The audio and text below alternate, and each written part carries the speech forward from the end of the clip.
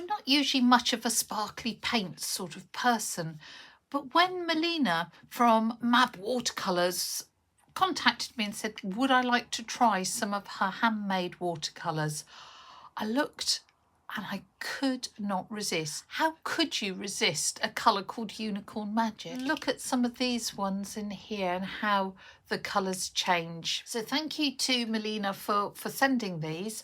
What I'm going to do is swatch them all out on black paper and white paper. I'll speed that up. These are the swatches and you can see it makes a big difference what colour paper you put them on. So I'm using Etival black watercolour paper from Clairefontaine and the white is Bockingford. They're both 300 GSM and a knot surface, so it should be fairly equal. In my experience, you need to pre-wet metallic watercolours because they tend to not release their colour that easily. So you can see me putting a couple of drops of clean water with a pipette onto each of the colours. Of course, you could just use a little spray bottle to pre-wet things. It is going to be a little trickier with the dot card, but I will just put a dot of water on a dot of paint and hope it's all loosened up. If you want to check out what colours Milena currently has, please go to mabwatercolours.etsy.com and you'll be able to see what she's got. Because they are all handmade, I guess that stock will vary. Just to give an idea of price, they are £4.90 for the dot card and then a single pan is about £6. I've speeded this up to twice normal speed and I'm swatching out each colour on both. This has got a slight purple undertone, which is nice. Now this Tuscan gold is absolutely beautiful on both the black and the white. I think I'll use that a lot. Vivian was a nice subtle pinky purpley colour but hardly showed up on the white. It was really interesting. Even when dry that hardly showed up, but is quite strong on the black, though it did fade as it dried. I really think it's important to try these out. The Unicorn Magic, which was that lovely name, has got multicoloured sparkle in it. And again, that was quite pretty on both black and white. So now we're going to try out the vivid colours. And some of them were very vivid and some really weren't as vivid as I'd expect.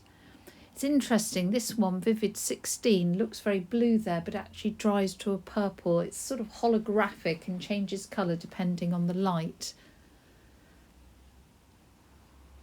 Again, Vivid 1, which is looking really green there. It changes between turquoise and green. So all these colours, we need to let them dry and make a judgment. But you can see how much duller they look on the white paper over on the right. Really only the Vivid 1 and the Vivid 16 were particularly strong on white. The rest were pretty pale. And now I'm trying out that little, all the silvers from the mirror range. I really like the Luminous, the first, and indeed the Opulent, which is second.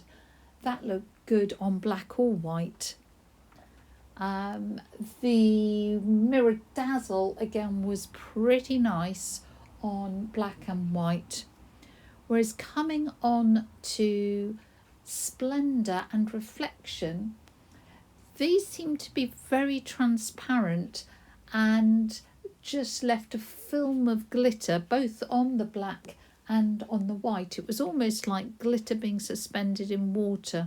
I think they would make fantastic glazes to go over top of normal watercolours if you wanted to add a bit of sparkle. And then we came back to Illusion, which was beautiful. These are all wet, and to get a true idea we do need to let them dry, but I'll just wiggle them around so you can see the reflection. I'm just pointing out Splendour and Reflection here, the mirror ones, because as I say, they hardly show up unless the light catches them, both on the black and on the white paper. All our swatches have dried now, and you can see what a huge difference it makes whether you paint them on white watercolour or black watercolour paper. Just looking at the black first, in general they show up far, far better.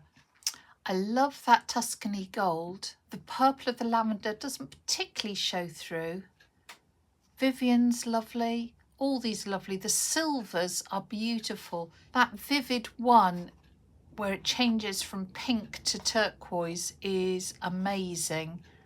Not so keen on the vivid 3, but there you go. And then again, vivid 8 is particularly beautiful. On the white paper, these 4 work pretty well.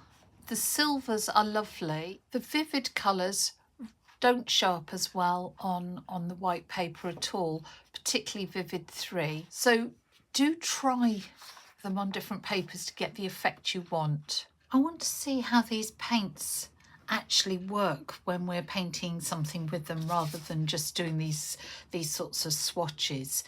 So I thought, oh, a dragonfly, that's kind of iridescent and beautiful. So I've just printed this out from Pixabay as a reference. I've got a little block of Clairefontaine black watercolour paper. It's £140, 300 GSM. If you want to sketch out a little guideline, use a white watercolour pencil. It shows up really well and it'll dissolve away. I've got some Chinese white watercolour in my palette because in my experience these lovely sparkly watercolours just don't work wet in wet, and I want to use wet in wet for my dragonfly. So I'm simply mixing up some of that Chinese white, put 4 dots, wiggle towards, and then let it just flow through that wet area. Do exactly the same there. The wings paint themselves. Let's do the same the other side. I'm going to turn it round just because I'm right-handed and it might just be easier. Let's come over here.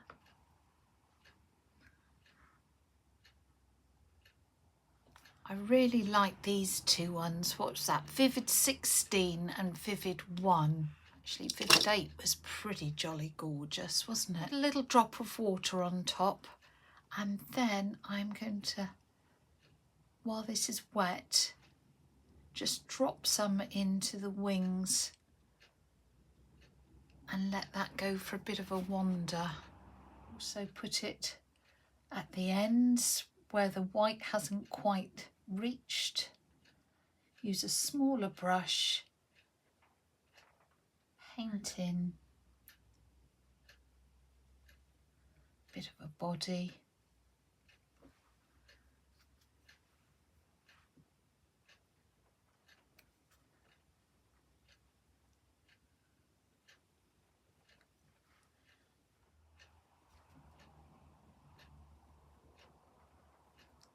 Let's use some of this and drop it in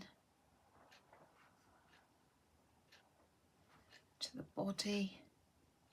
Just let it travel, see what happens. We won't be able to tell until this is dry. We do another one. As before, put in little drops of colour and come sort of wiggle, wiggle, wiggle. Let it all meet up.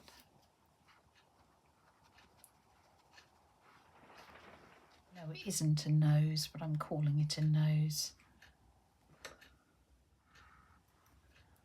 Maybe come down. They sometimes have that sort of, almost looks like a stinger on the end. Of course it's not.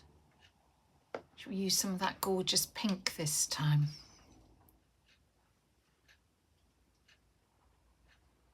A little helping hand to move around.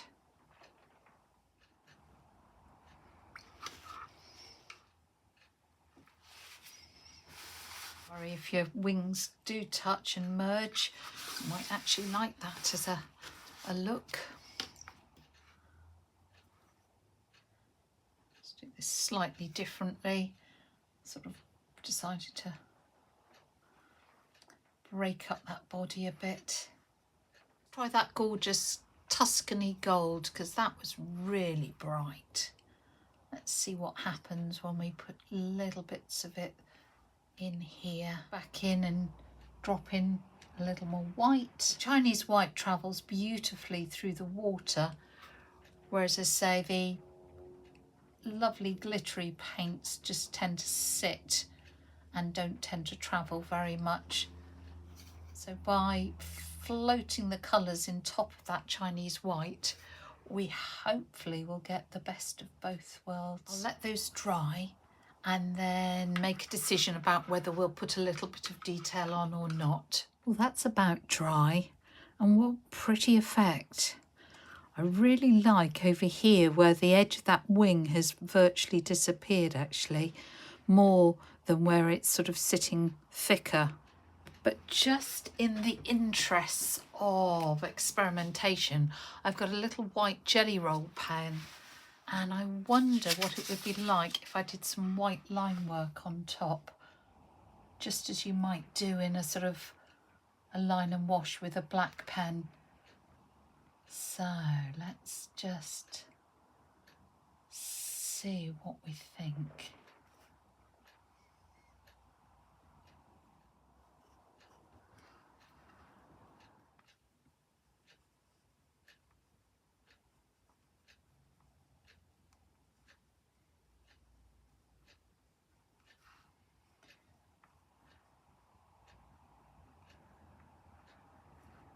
That's quite fun, actually.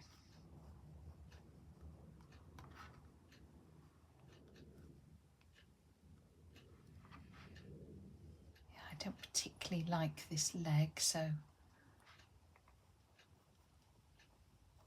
I'll just sort of ignore the paint slightly and put in one I do like, and it almost gives the feel that it is moving.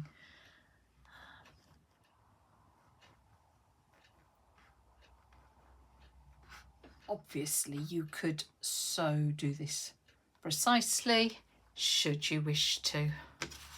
What I would love to have a little go at, do you remember in our swatching, in the mirror reflection, you could just sort of see sparkles and almost no underlying colour.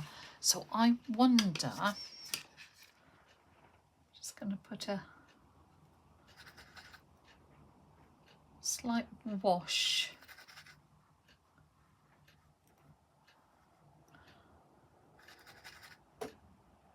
just in a few places to see whether that glitter does show through. That make any difference? Tiny bit of extra glitter to it, I think. Could use a little bit of that luminous, a little bit on the legs. Just on the end of the tail.